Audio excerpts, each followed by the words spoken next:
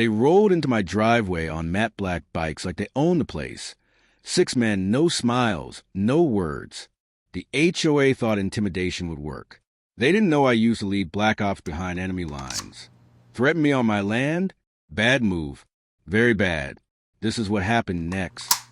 I've been through ambushes in the mountains of Afghanistan, night drops in Eastern Europe, and black ops missions no one talks about at retirement dinners. But there's something different about silence on your own land, especially when you know it shouldn't be that silent. The first sign wasn't a letter. It wasn't a knock at the door or a phone call. It was light. 3:14 a.m. The motion sensor above my barn blinked on and just stayed there. Not a flicker. Not a possum. Not wind-blown leaves. Just a steady, white-hot spotlight flooding the darkness, like it had something to expose. I didn't move, not at first. Rule 1. Never react faster than you can assess. I watched from the inside, concealed, monitor glowing cold in the dim room behind me. I had a hot mug of coffee going stale and a whisper of that old tension in my spine. The camera feed didn't show much, but instinct notices what eyes don't. 2 figures, gliding along the fence line. Slow, low, disciplined. Not teenagers. Not thieves. They moved like ghosts trying not to leave footprints. But I saw them. One had a limp, barely there, but evident. The other scanned the line with a red lens flashlight. Low beam. Tight arcs. Not civilian movement. They didn't break in. Didn't test a gate. Didn't make a sound. Instead, one of them stopped at my old capped well. Been in use for nearly a decade, and tapped it. Twice. Not hard. Just tap, tap, and they walked off into the dark, like it was part of the plan. Morning came, and with it, a message. Tacked right to the barn with twisted roofing nails was a black charm. Bone carved into the shape of skull. Barbed wire etched through the jaw. Down the side, military-style hash marks. This wasn't a high school prank. This was a marker. And there was more. In the gravel just below, I spotted boot prints. Wide, deep, heavier than a local's hiking boots. I tracked the trail 60 yards before it vanished into brittle brush behind the ridge. Clean exit. Trained. This was not random.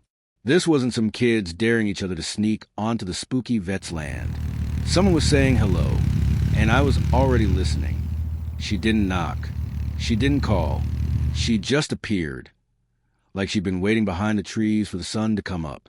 Designer bag, pastel windbreaker, and the look of someone who came to start a war, not wave.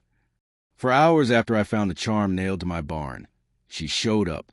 Karen Whitaker, HOA board president, professional smiler, suburban commandant. She wasn't on foot by accident. That pastel windbreaker wasn't for comfort. She walked halfway up my gravel drive with the swagger of someone who thought the land already belonged to her. Behind her, a poodle trotted on a rhinestone leash. It didn't sniff. It didn't bark. It didn't even take a bathroom break. Like it had been trained not to act like a dog anymore, just like its owner. Beautiful day, she said, like she wasn't standing on private property. Still a full mile from her house. Still private land. I replied. She gave this little laugh. Manufactured, practiced. I just needed some fresh air. Try Whole Foods Yoga Tone. Perfectly engineered misdirection. We've noticed some changes to your equipment setup, she continued, glancing over my shoulder toward the barn. You mean the hay baler that hasn't moved in 8 years? So the target is located in this sector? I asked. We need to be careful. Community aesthetics matter, Mr. Callahan. I gestured to my goat, who was currently relieving herself on a rock. That aesthetic enough for you? Her lips thinned like I'd spoken a foreign language. I'd hate for this to become confrontational, she said, stepping half a foot closer. You're already on my gravel with a leash and a threat, Karen. I swear her eyes flicked to the barn, just for a second, then back to me. Just remember, she whispered, communities only work when everyone cooperates. She turned, walked back the way she came, never looked down once at her dog. And that was the moment I knew. This wasn't about lawn care. This was an op. And Karen just made herself the messenger. My security sign was flipped, not stolen, not damaged. Flipped, not a prank, not a mistake. It was a message. They wanted me to know I wasn't just being watched. I was being studied. Asterisk. Most people see a flipped sign and think wind or a dumb teenager with a grudge. I used to think that too, before I learned how to read messages without words. My fence post had a warning sign on it. Big, bold, trespassers will be buried where they fall. Been there 10 years. Never moved. The next morning after Karen's visit, it had been rotated perfectly 180 degrees, facing inward toward the house. They wanted me to see it. They wanted me to wonder how they got that close again, without a sound. My mailbox, bent, not smashed, not crushed, just leaned over softly, like someone put exactly the right amount of pressure on it to whisper, "We were here, and we didn't even need to knock." That same afternoon, 2 of my trail cameras were offline, not damaged, disassembled. One had the lens removed and placed neatly on the fence post upside down. Another had its cord detached. Clean work, no tear in the casing. Again, that's not vandalism. That's training. That night, I widened my perimeter sweeps, checked wires I hadn't used in years, replaced thermocam batteries, activated high-frequency trip lines buried 5 winters ago. I remapped every trail like I was heading into enemy territory because someone had flipped the battlefield. My home wasn't mine anymore. It was a chessboard. And then the barn light flickered again. Same time, 3:14 a.m. Only this time, it died. Entire power line went dead in a clean slice. 2 minutes later, my backup monitor buzzed alife. Eastern Trail. 1 man, limp in right leg. Not scanning. Not moving. He looked directly into the lens like he knew exactly where I'd be watching. Didn't mask up. So the target is located in this sector? Just stared. We need to be careful. Then he vanished into the trees. And suddenly, I wasn't preparing for a break-in. I was preparing for war. They didn't come with loud engines or leather vests. They came like predators in control formation, 5 seconds apart, like they'd done it before. The HOA didn't send a letter this time. They sent 6 men on black bikes. But they didn't know I recognized how a kill team moves. They rolled past my front gate at 10:13 a.m. sharp. Single file. No music. No idling. No revving engines like teenagers showing off. 6 matte black bikes, polished like surgical tools. They weren't riding for attention. They were assessing. Each one tilted ever so slightly at the same angle as they passed. Eyes behind dark visors. No one waved. No one glanced at the house. Just scanned. There's a military term for this. Movement drills for estimation under contact. You don't do it unless you plan to return. For real. I stood on my porch, invisible behind the window screen. Not moving. I didn't flinch. They didn't stop. First pass. Tactical. Predictable. Calculated. But what followed that night confirmed everything. At sunset, they came again. Same lineup. Same order. Same timing.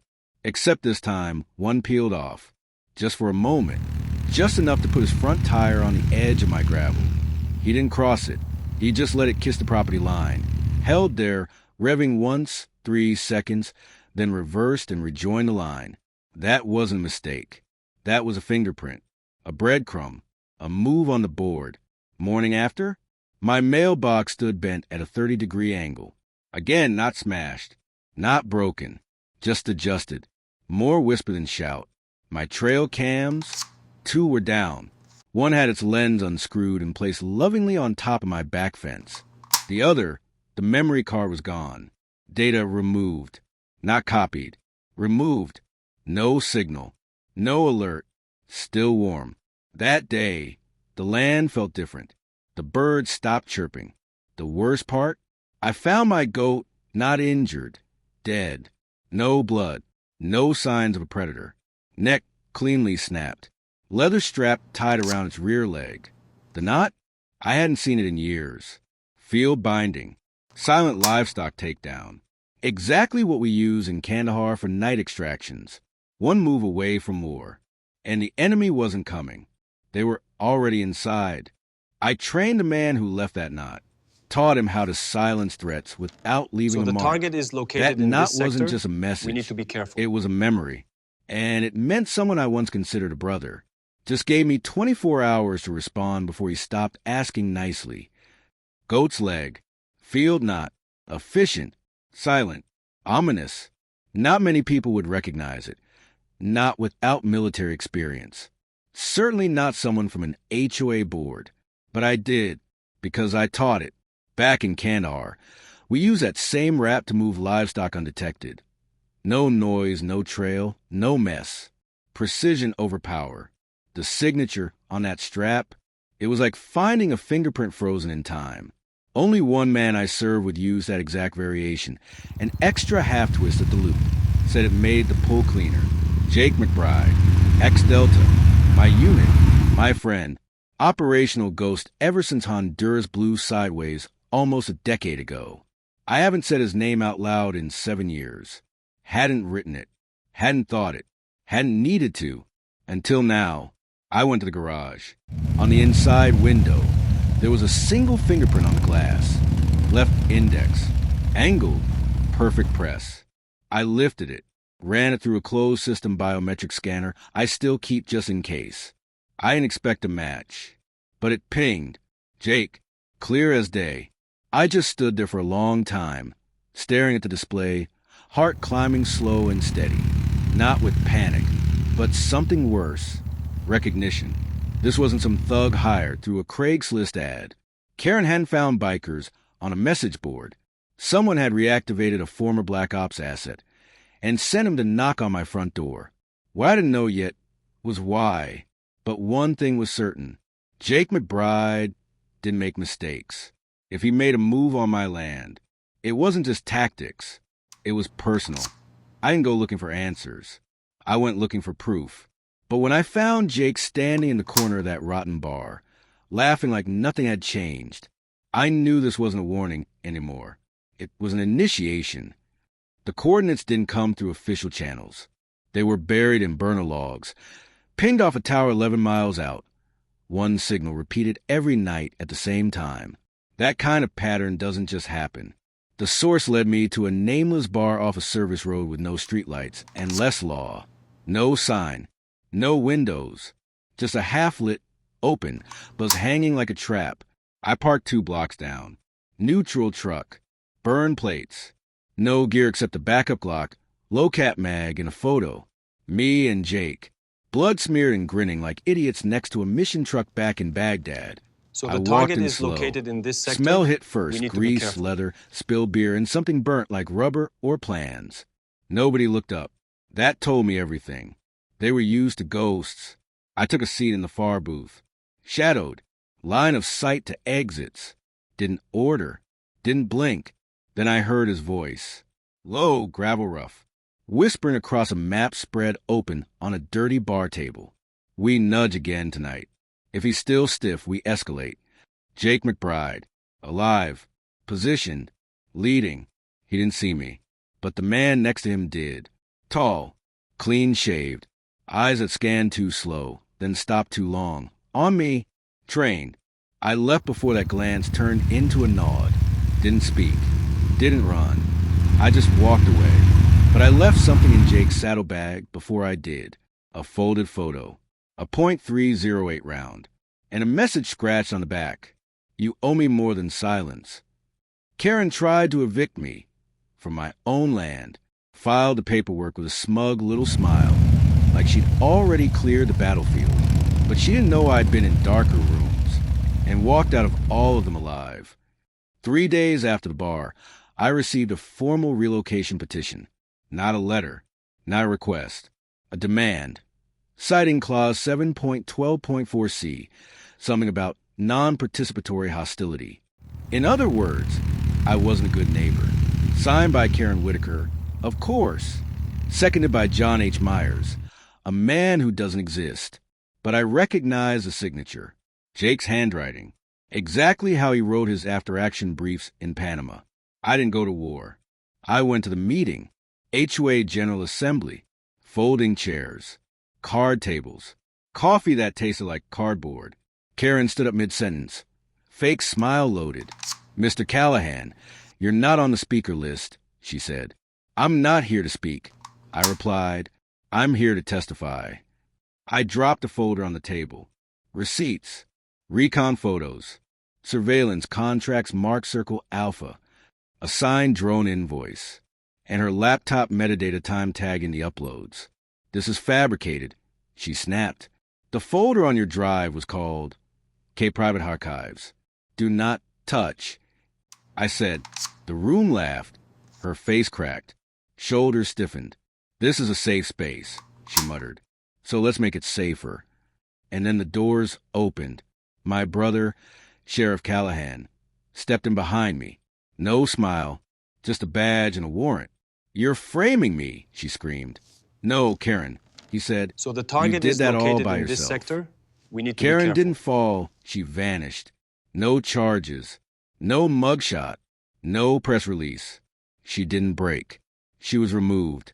Because the people she answered to, they don't do courts. They do closures. The morning after Karen's arrest, her name disappeared. Not from just the meeting minutes, from the HOA website. No apologies, no transfers, just a quiet erasure, like she'd never existed at all. Even her LinkedIn account vanished before breakfast. That's not legal strategy. That's cleanup. I dug deeper, not into Karen's files, but her networks. She didn't run the show. She followed orders. And the system she reported to? Hid inside HOA software. A vendor portal named Circle 1 Behavioral Index. Sounded harmless until I cracked the gateway and found flag profiles, mapping residents by risk tolerance, stress levels, and, get this, combat potential. They were cataloging people like assets. In the logs, my name wasn't listed under non-compliant. It was listed under asset evaluation, echo class, unstable/useful. That's when I understood. Beta Site 3, a documented urban containment prototype, decommissioned on paperback in 2015. But through Karen's files, I found references still live, still funded, and still active. And guess what? Simmons Valley was built on top of it. By design. This was never about property lines or goats or chainsaws.